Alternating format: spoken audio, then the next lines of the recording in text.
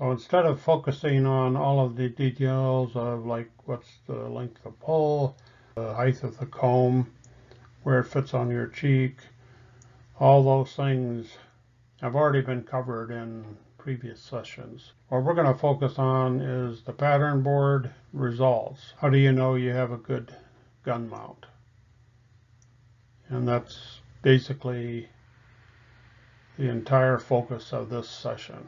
We had talked about in session 8 the distance that the bird will travel, 8.5 or maybe even 10 feet, but from the time if you were pointing at the bird and pulled the trigger, the bird would be over here before the shot got to that distance. So that's roughly 8.5 to 10 feet. So the sight picture starts to show up when if you have a 70-30 patterning, you pattern your shot on the pattern board so that the bird here, when it arrives here, is above your front bead.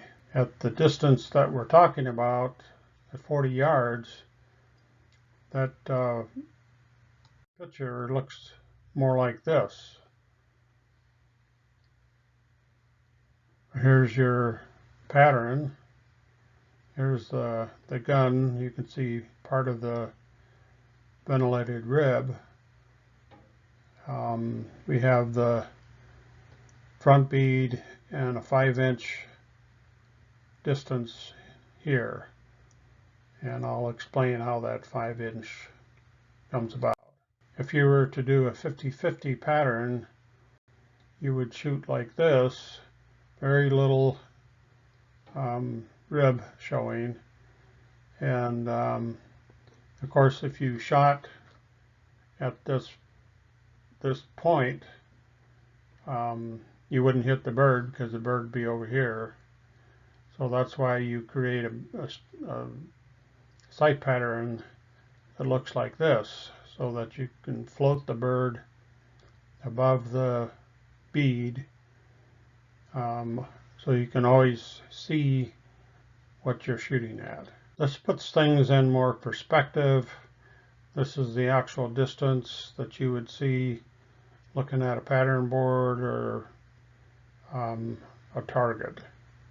In this case, the yellow is the target. The bird's over here, target's over here, beads is down here for a 70-30. So the distance from here to here is 5 inches. And so you'll see in a few minutes that the way to get all of this to happen while you're doing the patterning on the patterning board is to make sure that that gun is tilted up. So let's take a detailed look at the whole picture here. And this is going to summarize everything I've talked about when it comes to patterning, sight picture, so on and so forth. Obviously this is your pattern, and it's been shot at with a 70-30 angle. So this is, I pointed the bead at this pattern. This was almost a perfect pattern, 50-50 pattern. But in order to get that 50-50 pattern with a 70-30 patterning board setup, I have to shoot low, hit high, and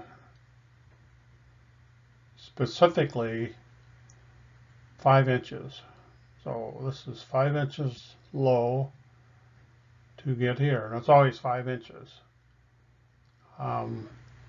That's at 40 yards. Come over here to the left. The design is 40 yards, which is 36.6 meters.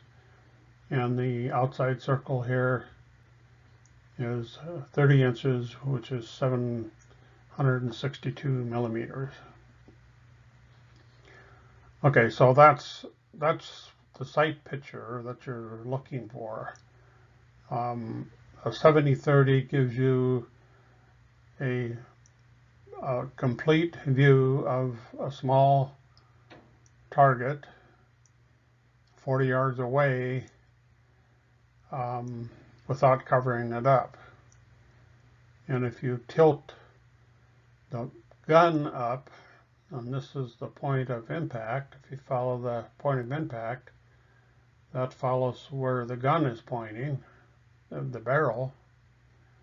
If you tilt that up, your point of aim is, with a 70-30 patterning, is going to automatically give you a 5-inch rise at 40 yards. So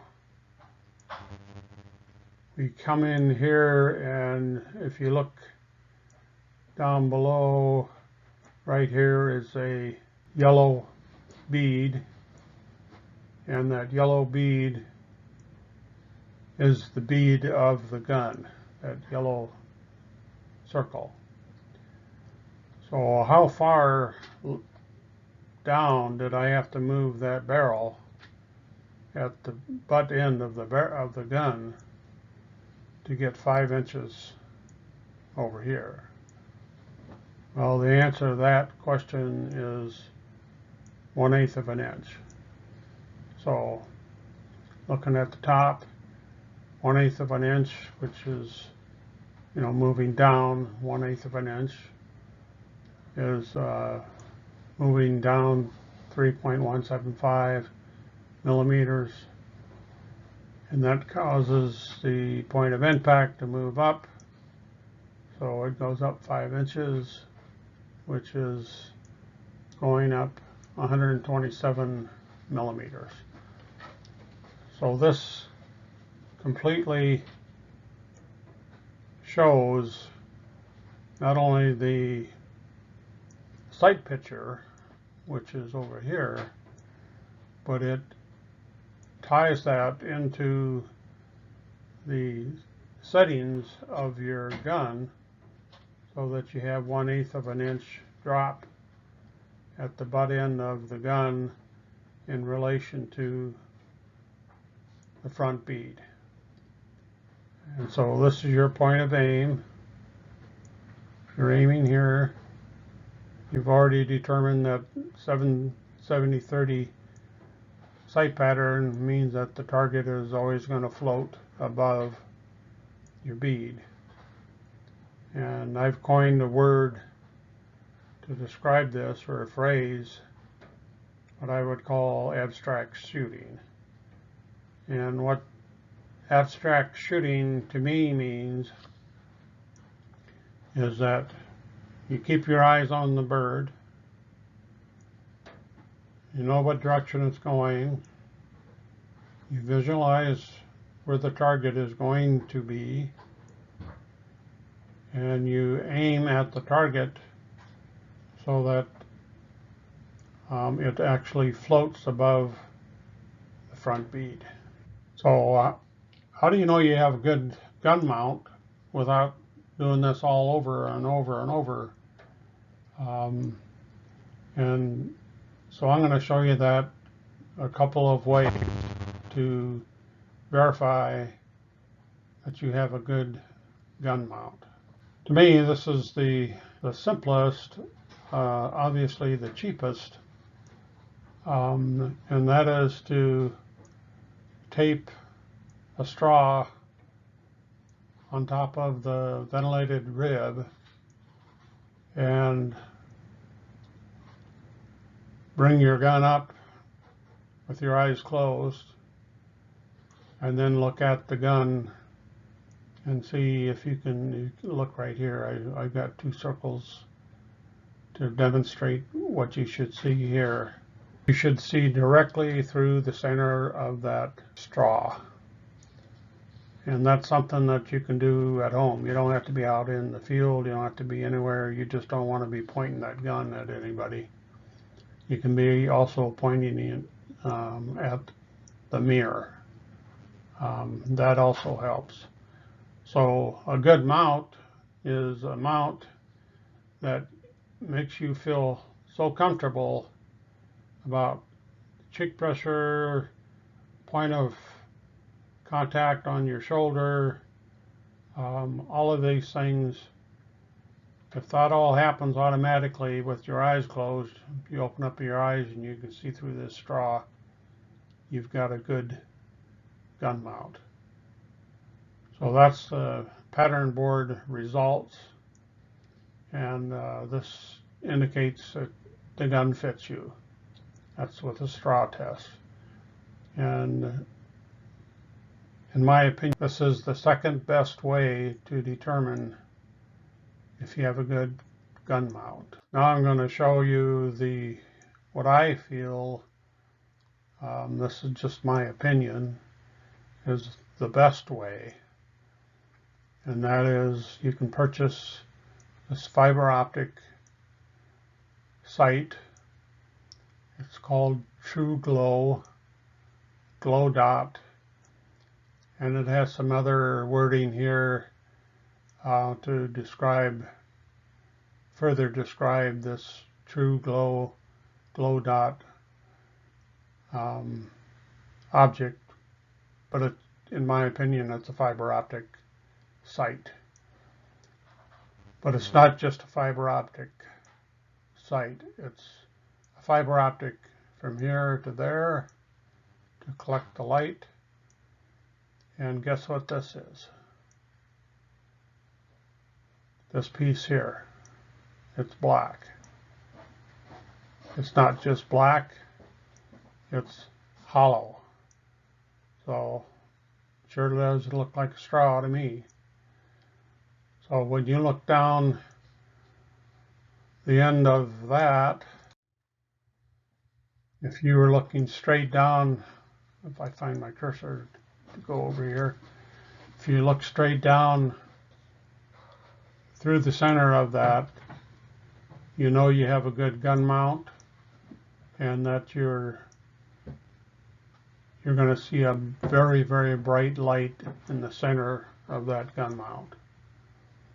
So that is a permanent gun mount verification.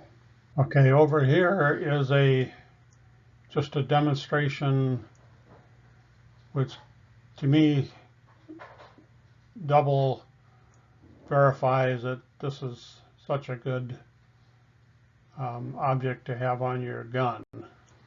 It can be put on with no tools. It's got 3M tape, double stick tape that tapes it on, and you can do it by hand. And if you aren't looking down the center, you might see a little bit of an edge, but you will not see the light coming through. So this is a permanent verification that you have a good gun mount, and you can do that every time you get ready to shoot. You can mount your gun, make sure that you do have a good gun mount, and then yell pull. And this is a view looking at, I added, this is a photograph, but I added crosshairs and then the double circle to show you what the straw would look like. And now we're looking at where's your point of aim. Well, you're aiming over here, but you're looking over here. So this is where you're looking. Your both eyes are focused over here, and there is enough view here that you can also see where it's going to be. So this is the target, and since you've got a 70-30, in this case I've got a 70-30 sight pattern, I know that I have to point low, shoot high. Here's a closer view of that same thing. The front bead is just below the target. Okay, now this is a shot cam video of shooting at the target. This happens to be for a 50-50 shot pattern. It was a learning process for me. I cover this in session 11, if you look at the top here.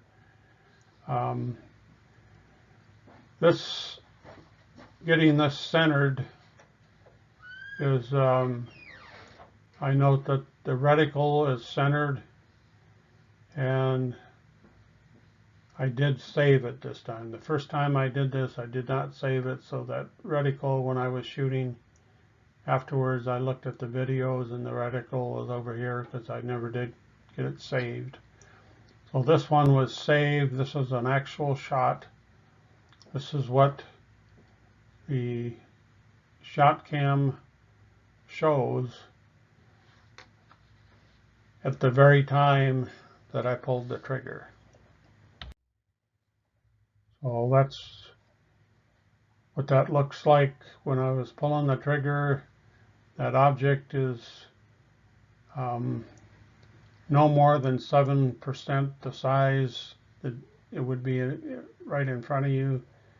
In fact, it's probably closer to 1.5% size, which means that that object, if you were doing 50-50, would be behind the front bead.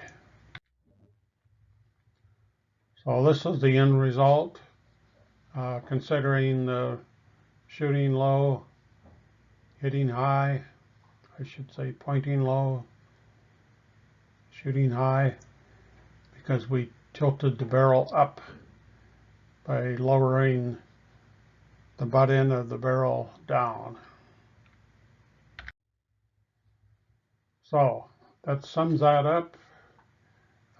Please push the thumbs up if you liked this video, and if you can push the subscribe button, there's no cost to you for doing that. That does help the channel grow. So if you could do those two, that would be much appreciated. Thank you.